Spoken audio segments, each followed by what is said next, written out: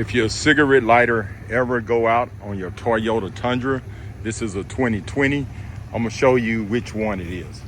And if you take off your fuse box, it's easy to take off. I'm gonna show you here.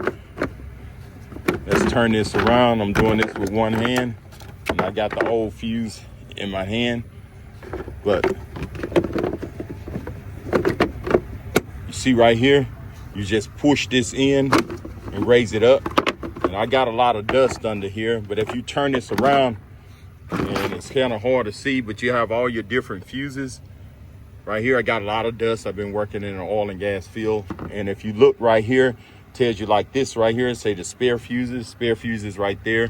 And then you go on down, and if you look at this 15 amp, right there, it says 15 amps. That right there, it says your power. So the 15 amp right there, I'm gonna point to it right here. It says power outlet. So if you look right here on your thing, it's this 15 amp right here. And it was blown because I had an inverter that I plugged into my ATV, and it blew my fuse for my cigarette lighter. And then I plugged it up here in my truck, and I noticed that my fuse also blown. My cigarette lighters, my charger, nothing wouldn't work. But this is it right here at this 15 amp. Usually your cigarette lighters is 15 amp, and they call it on here the power outlet.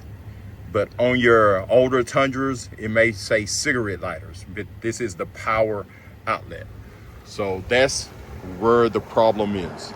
If your cigarette lighter or stuff stop working, or your charger stop working, just open your hood, open this right here, and it got all your labels on it. So when you turn it upside down, everything matched like from here to here, and you just move up.